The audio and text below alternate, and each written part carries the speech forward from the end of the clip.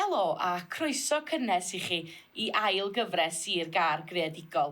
Yn gwmni I mi wythnos yma, Mae Geraint Evans, comisiynydd newyddion a materion cyfoes S4C. A cofiwch bod modd a croeso I chi ymuno ar sgwrs wrth anfon unrhyw gwestiynau sydd gennych chi yn y bocs holi a mi awn I atyn nhw ar y diwedd. Felly croeso cynnas I chi Geraint a diolch o galon am damser dwi wir yn gwerthfawrogi. Diolch Inos, mae'n eich dod nôl mewn Yr Egin eto ar ôl blwyddyn o bryd o bod yma. Y cwestiwn cyntaf sgynnau, be ydy dy rôl di fel comisiynydd newyddion a materion cyfoes S4C? Be mae hynna'n olygu? Yng ngwaith un y bôn yw sicrhau bod cynulleidfa S4C yn cael y ddarpariaeth newyddion y materion cyfoes gorau posib. Mae gyda ni amrywiaeth o raglenni pethau fel y Bydd bedwar sydd wedi bod yn ennill gwobrion am newyddiaeth ymchwiliadol ar hyd y blynydde, pethau fel y Byd yn ei le gyda Gyto Harry sy'n sylwebydd gwleidyddol sy'n rhoi gogwydd go wahanol I bobl ar brydiau ar wleidyddiaeth. Gwasanaeth Newyddion wrth gwrs, dwi'n credu sy'n wasanaeth rhagorol gyda Bethan Rhys Roberts a Rhodri Llywelyn yn cyflwyno'r heb I hael a thîm o gynhyrchwyr heb I hael efo tu ôl iddyn nhw. Ac rhaglen fel Pawb fel Pawb ar un newydd wedd nawr wrth gwrs gyda Betsan Powys yn cyflwyno. Os ydych chi wedi gweld yn ddiwedd ar set newydd, dim cynulleidfa ar hyn o bryd wrth gwrs, ond gyda Betsan wrth y lliw yn procio ac yn herio, mae wedi bod yn brofiad gret I ail-lansio'r gyfres yna. A mae hi wir yn gweithio fyd ydy, mae'n briliant. Diolch I Zoom o bryd i'w gilydd. Felly, pa mathoch chi ati I sefydlu gwasanaeth newyddion y digidol? Yn y bôn, doedd dim dewis dyn ni. Mae S4C yn darlledwr cyhoeddus, mae ganddo ni wasanaeth newyddion teledu ers blynydde mawr ers y cychwyn wrth gwrs yn 82 yn cael ei ddarparu gan y BBC, ond pan ddes I S4C, dyna un o'r pethau cyntaf ni'n sylweddoli, doedd na ddim gwasanaeth newyddion digidol. A pan dyn ni'n clywed gymaint am bobl yn troi at gyfryngau digidol a ddim yn gwylio teledu byw lawer rhagor, oedd e'n amlwg I fi bod rhaid I ni sefydlu gwasanaeth mwyn darparu gwasanaeth cyflawn i'n cynulleidfa ni. Ond ni'n neud rhywfaint o ymchwil mewn I hyn wedyn wrth gwrs ac yn gweld o'r gynulleidfa yn gwylio'r rhaglen ar deledu yn ystod y nos, oedd 87% ohonyn nhw dros 65. Felly mae hynny'n gwneud I rywun fel fi wrth gwrs I ofyn ble mae pawb arall yn cael ei newyddion. A'r gwir plaen oedd, dod ni fel gwasanaeth darlledu cyhoeddus ddim yn darpariad I cyfer nhw. Felly dim opsiwn yn y bôn dwi'n credu, ond mynd I gyfeiriad digidol. Pan gath S4C I lansio I sefydlu yn y lle cyntaf, oedd pobl wedi bod yn ymgyrchu gan mai teledu oedd y cyfrwng poblogaidd. Nawr wrth gwrs, hwn yn y bôn ydy'r cyfrwng poblogaidd, mae pawb yn byw o bod yn ei ffôn, felly dim opsiwn mewn gwirionedd, ond lansio gwasanaeth newyddion digidol. Ac os nad ych chi wedi lawrlwytho'r app eto, cerwch i'r App Store neu Google Play a fe ffindiwch chi fe fyna dan newyddion S4C. Gret. A wel, pa mor anodd oedd wneud hyn yn ystod, da ni wedi cael misoedd, dros flwyddyn anodd. Pa mor anodd oedd hyn I chi I wneud lle? Wel, pan ddechreuais i'n S4C, rhyw 2 flynedd nôl nawr, oedd hi'n gyfnod go wahanol yn amlwg. Oedd hi'n gyfnod prysur yn y newyddion ac o'n i'n teimlo dyma'r amser ni fod yn lansio app. Oedd gyda ni bethau fel Brexit ar y gorwel, gathon ni ymddiswyddiad Prif Weinidog Theresa May, gathon ni etholiad cyffredinol arall. Dych chi'n cofio na 2019 oedd hynny, dim ond 2 flynedd nôl, neu llai na hynny mewn gwirionedd. Ac oedd hi'n gyfnod prysur ac o'n i ar dan eisiau lansio'r app yma. Ond wedyn wrth gwrs, glywon ni am yr feirws ma'n China, a wedyn fe ddath I Gymru wrth gwrs, a wedyn nath y byd gael lawr. Ac be nath hynny mewn gwirionedd oedd carlamu mewn ffordd yr angen am wasanaeth newyddion digidol.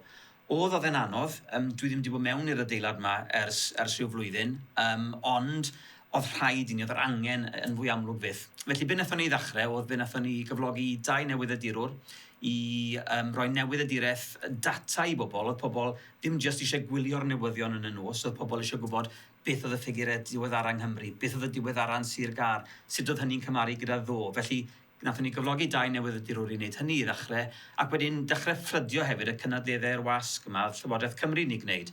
A gweld wrth gwrs bod ni wedyn drwy edrych ar ddata ar bethau fel Facebook yn gweld drwy rheini, o'n I yn cyrraedd y gynulleidfa yma rhwng 25 a 65, o ddim yn gwylio ni falle ar deledu, ond yn dod I wylio cynnwys newyddion ar blatfformau digidol.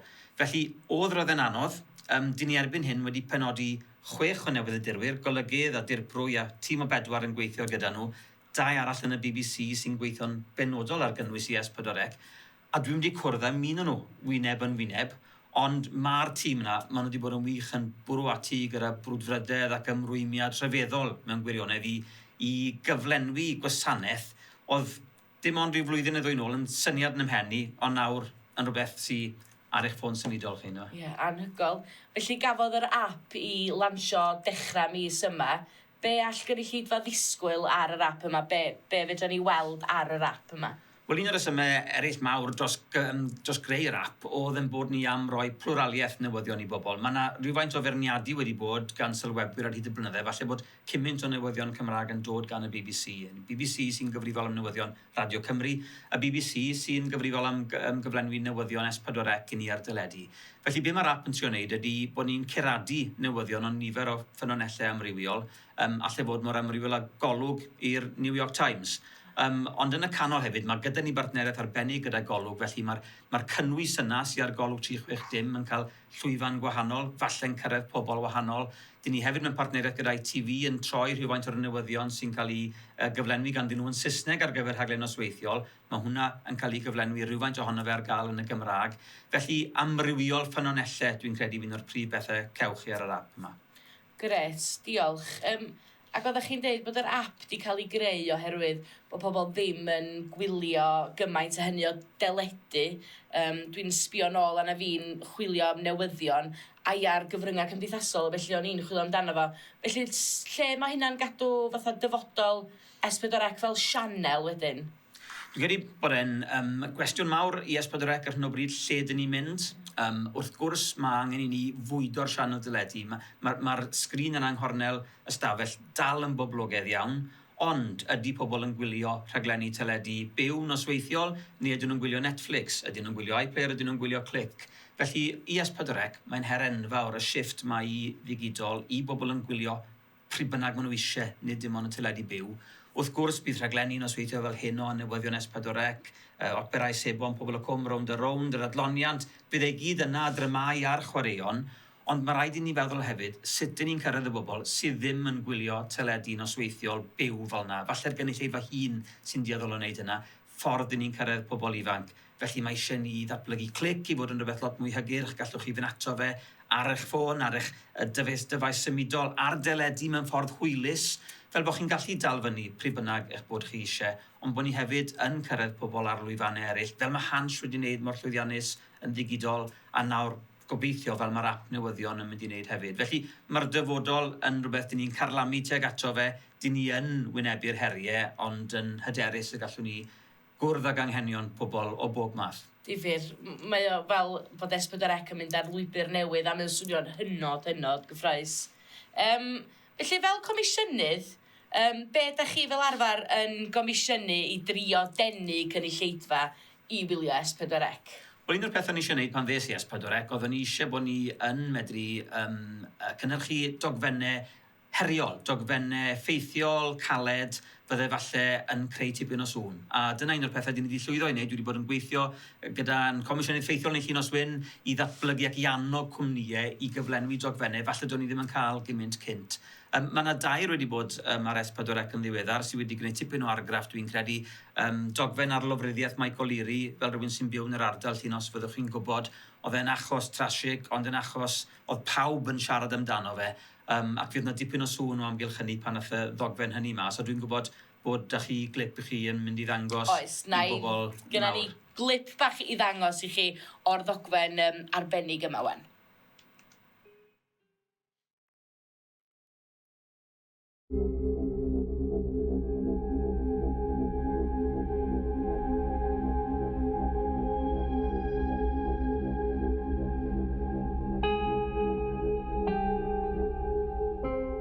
Right, Mike.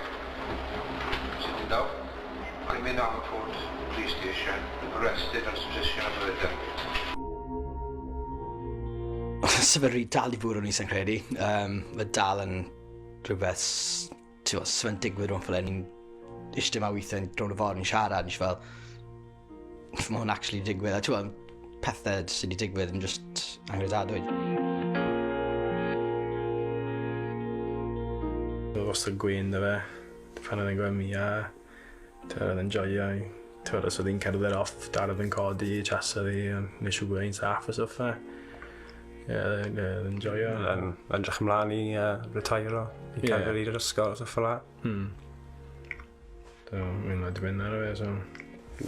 lot o flanu, really, fel teulu, fel. Gallu ni prynu tŷ os y ffla nawr yn y dyfodol. A byddwn ni ffôn o dad i helpu fi mas ar y bythnos y ffla. Ie, os gond nawr, so... Ie. Nath ei dad sim ffordd o dad wneud beth nath e. So, chi'n bod, sim geiriau i gael, chi'n bod, generally, dim i'r... Y ffaith bod e'n mynd â drych dy fe, twyllo dad i lle le mae'r ffarm. I gael e rhywle wrth i yna'n fyna, mynd â drych i droi ofn i rhywun. Chi'n mynd â cwbl o boes dy chi a falle baseball bat, chi'n mynd rhoi ofn i nhw. Chi'n mynd so fe'n mynd â drych i fe i'n reswm am hynny. Pwerus iawn. Ie, beth ydych chi'n cael fyna yn aml gyda dogfennau lle mae rhywun wedi llwyddo gael access arbennig i'r teulu oedd yn siarad am y tro cyntaf yn gyhoeddus am golli tad ac yn siarad yn arbennig o ddewr ac wedyn access arbennig gyda'r heddlu hefyd i'r ymchwiliad yn rhoi cynnwys i bobl dyn nhw byth wedi gweld o'r blaen. Felly mae yna reswm arbennig i diwnio mewn i wylio hynny ar S4C.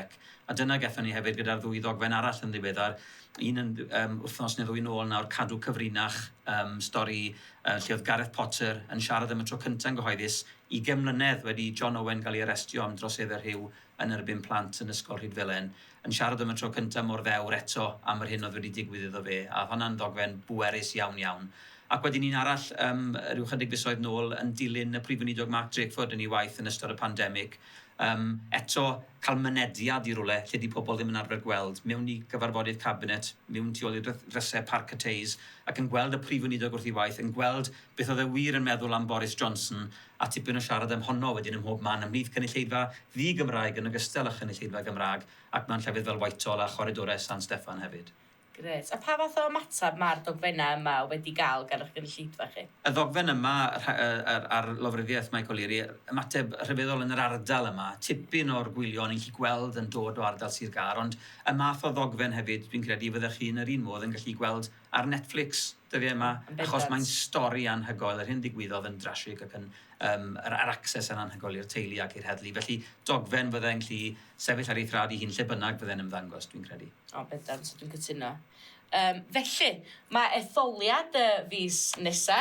Beth allwn ni ddisgwyl i weld gan S4C yn y cyfnod yma? Mae rhain yn edrych mlaen gyda chyffro ar gyfer etholiad, nid pawb fi'n gwybod, ond mae yna dipyn wedi bod gynddon ni'n barod, rhaglenni fel y Byd neu le yn craffu ar y pleidiau, rhaglenni fel Pawb a'i Farn hefyd, a wedyn y newyddion wrth gwrs yn edrych ar ymgyrchoedd dyddiol y pleidiau.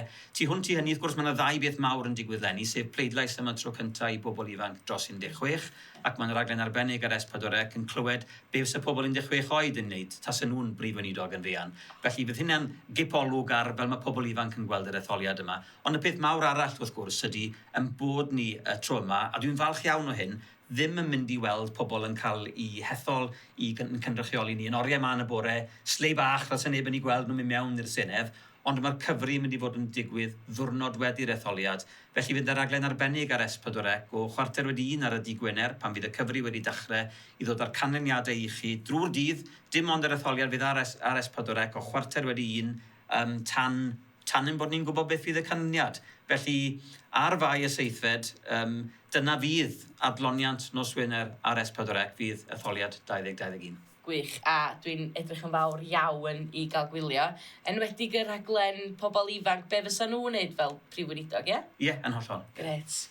Felly, diolch o galon i chi, a diolch Geraint unwaith eto am damser dwi wir yn gwerthfawrogi.